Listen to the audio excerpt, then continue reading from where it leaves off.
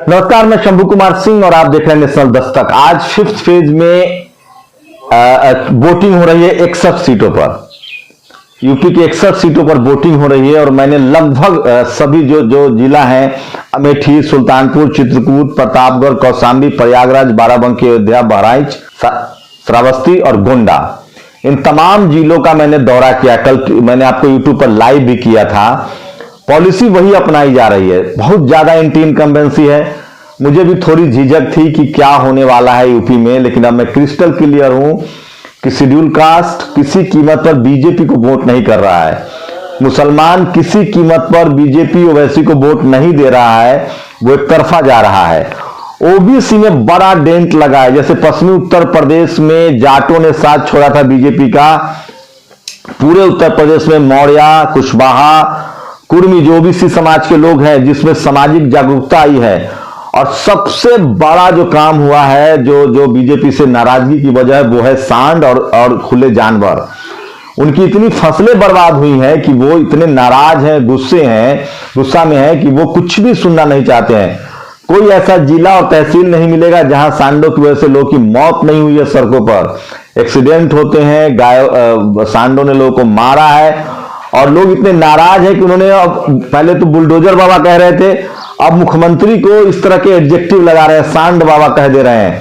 तो जो आज 61 सीटों पर चुनाव हो रहा है, मैं फिर कह रहा हूं, गड़बड़ियां वही सारी की जा रही है। बूथों पर, खासकर SC, ST, OBC माइनॉरिटी के बूथों पर नाम कटवाए गए हैं। उसके बाद पोस्टल बैलेट वाला खेल चालू है। और पिछले 2 से 3 घंटे तक लगातार जो गैर सवर्ण वोटर हैं, SC, ST, OBC माइनॉरिटी के लोग, वहां ईवीएम खराब होता है। ग्राउंड रिपोर्ट भी करके बताऊंगा। लेकिन 61 इन तमाम होने के बावजूद भी एक बड़ी एंटी इनकम्बेंसी है, एक बड़ी लहर है, जो कोई टीवी और अखबार आपको नहीं बताएगा। मेरे ग्राउंड रिपोर्ट्स देखिए। मैं कहीं किसी को बुलाता नहीं हूं, स्पॉन्टेनियसली किसी शहर में जाता हूं, किसी कस्बे में जाता हूं, किसी गांव में जाता हूं, माइक लगाता हूं, लोग खुद बखुद आ जाते हैं। और सबसे ज्यादा ओबीसी कम्युनिटी के लोग हैं जो किसी भी कीमत पर बीजेपी को बर्दाश्त करने के मूड में नहीं है। तो जो मैंने पूर्वांचल का दौरा किया, मैं 10 दिनों तक नहीं आ पाया था निजी वजहों से। तो पश्चिमी उत्तर प्रदेश में मैंने घूमा था, सेंट्रल यूपी मुझसे छूट गया था। लेकिन थर्ड फेज की वोटिंग से मैं लगातार कवर कर रहा हूं। थर्ड फेज देखा है मैंने, फोर्थ फेज देखा है, आज फिफ्थ फेज हो रही है। तो बीजेपी के खिलाफ बहुत ज्यादा एंटी इनकम्बेंसी है। बीजेपी के साथ 2 ही लोग बने हुए हैं, एक तो मीडिया और दूसरा चुनाव आयोग। जिस तरह से नाम काटे गए हैं, इसकी किसी न किसी की तो अकाउंटेबिलिटी लेनी होगी, अपनी जिम्मेदारी लेनी होगी कि आखिर इतनी संख्या में SC, ST, OBC और माइनॉरिटी के नए मतदाताओं के नाम कैसे कट गए हैं। बूथ पर मुस्लिम मतदाता हो, शेड्यूल कास्ट हो, शेड्यूल ट्राइब हो, माइनॉरिटी के लोग हो, उनके नाम रहने के बाद बोगस वोट पड़ जा रहे हैं। तो टारगेट वही है। लेकिन मैं फिर कह रहा हूं, इतनी ज्यादा एंटी इनकम्बेंसी है, इतनी ज्यादा एंटी इनकम्बेंसी है कि लगभग एक तरफा वोटिंग हो रही है। अगर बीजेपी 50,000 भी वोट लाती है तो भी उस पर विपक्षी भारी पड़ेंगे। 60 से 70,000 वोटों का संख्या जो है वो पार कर रहे हैं। लेकिन सबसे मजेदार बात है कि इस बार SC, ST, OBC माइनॉरिटी के लोग बहुत समझदारी से वोट कर रहे हैं। जैसे मुस्लिम समाज के लोग ये तय करते थे कि कौन बीजेपी को हरा रहा है। यूपी में अगर कौन हरा रहा है, जैसे दिल्ली में आम आदमी पार्टी हराती है तो वो उसको वोट करते हैं, वो कांग्रेस की तरफ नहीं जाते हैं कि उनको लगता है कि वोट बर्बाद हो जाएगा। बिहार में वो आरजेडी को वोट करते हैं। ओवैसी और अखिलेश का, ओवैसी और कुशवाहा का गठबंधन हुआ था, उसको भी वोट नहीं किया था। एकदम जो प्योर हार्डकोर, जो 2-2 लाख वोटर वाले ओवैसी के जो 4-5 लोग जीते थे वहां थे। लेकिन यूपी में वो भी स्थिति नहीं है। ओबीसी के लोग बहुत टैक्टिकली वोटिंग कर रहे हैं। वो देख रहे हैं कि बीजेपी को सपा हरा रही है या बसपा हरा रही है। इस तरह की टैक्टिकल वोटिंग कर रहे हैं और शानदार टैक्टिकल वोटिंग कर रहे हैं। और नतीजा ये है कि बीजेपी के पास अब हार्डकोर वोटर के नाम पर, उसके पास जो अपने जो समर्थक है, उसके नाम पर सवर्ण समाज के वोट है, उसमें भी थोड़ा बहुत, जिस तरह से ओबीसी वोट में डेंट है, मुस्लिम वोट में डेंट है, सवर्ण वोटों में भी उसी तरह का डेंट है। तो 61 सीटों पर चुनाव के बाद लगभग साफ हो जाएगा, लगभग 300 सीटों का मामला खत्म हो जाएगा। तो आपको लग रहा हो कि आगे क्या होगा। मैं फिर कह रहा हूं, कई जगह तो ऐसा है कि बीजेपी तीसरे नंबर की पार्टी है हर जगह। सपा और बसपा में भी अच्छा ठीक ठाक कंटेस्ट है, ठीक ठाक लड़ाई है, लेकिन बीजेपी के साथ अभी भी सवर्ण समाज के जो वोटर है वो बने हुए हैं। प्लस लोग जिस तरह से बता रहे हैं कि 25,000 वोट जिस तरह से या तो नाम कटवाए गए हैं, ईवीएम खराब होता है, अंतिम समय में जिस तरह से बोगस वोटिंग होती है, जिस तरह से कुछ लोगों के नाम है लेकिन उनके वोट डाल दिए जाते हैं, ये बड़े पैमाने पर शिकायत है। अभी फिफ्थ फेज की वोटिंग चल रही है। आप चाहे तो अखिलेश यादव जो समाजवादी पार्टी का ट्विटर अकाउंट है वहां आप जाइए और तमाम उसने हेल्पलाइन नंबर जारी किया है ट्विटर अकाउंट से, उन्होंने अपने ट्विटर अकाउंट पर हेल्पलाइन नंबर जारी किया है और मैं पिछले 1 घंटे का आपको पैटर्न बता दे रहा हूं। देखिए, बहराइच की पायगुर 287 विधानसभा के बूथ नंबर 143 पर ईवीएम खराब, ये 2 घंटा तक खराब रहेगा।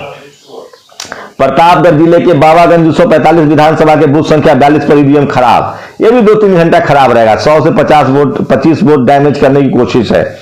तो ये तमाम देखिए, गोंडा जिले की 296 सदर गोंडा विधानसभा क्षेत्र के बूथ 290 और 30-40 से आदमी मोटरसाइकिल से आए और वोटों को वोट के दबाव बना रहे हैं।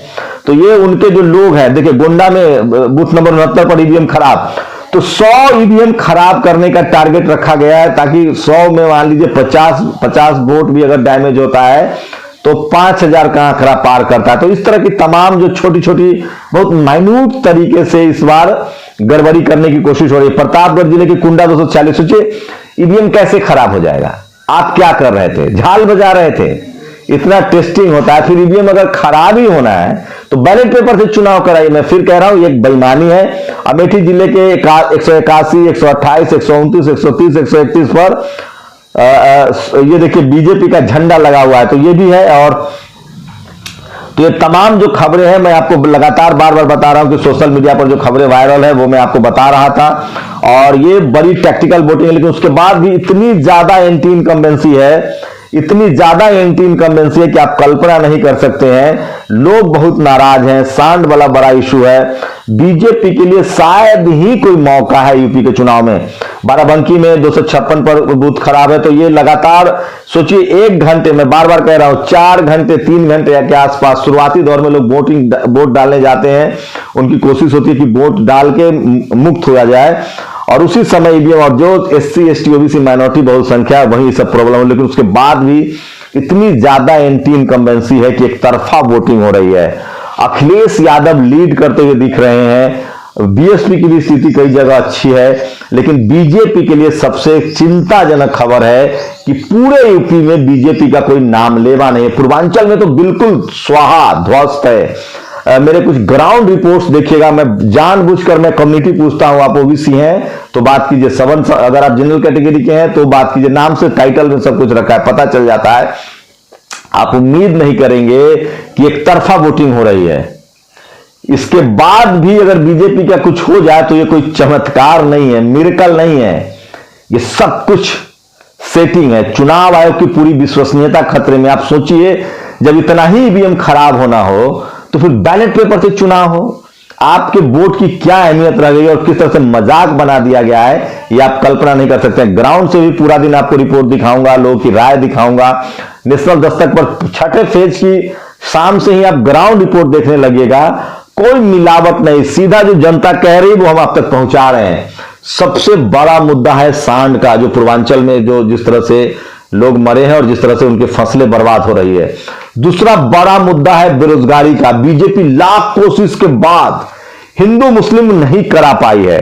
लोग बिल्कुल तैयार नहीं, खासकर ओबीसी के लोग, जिनको शेड्यूल कास्ट ओबीसी के लोग, जिनको धर्म के नाम पर सबसे ज्यादा बहकाया जा रहा था, वो साफ साफ कह रहे हैं कि 2014 में इनका धर्म का कार्ड चल गया, 2017 में चल गया, 2019 में चल गया, इस बार इनका धर्म का कार्ड नहीं चलेगा।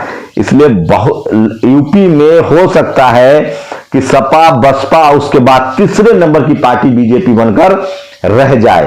ये स्थिति है, इतनी ज्यादा एंटी इनकम्बेंसी है। लेकिन कोई टीवी और अखबार इस बात को आपको नहीं बताएगा, क्योंकि टीवी के जरिए हवा बनाई जाती है, अखबार के जरिए हवा बनाई जाती है, ताकि जो 10% वोटर है अंतिम क्षणों में ये देखे टीवी पर अखबार पर कि कौन जीत रहा है और उसको वोट कर दे।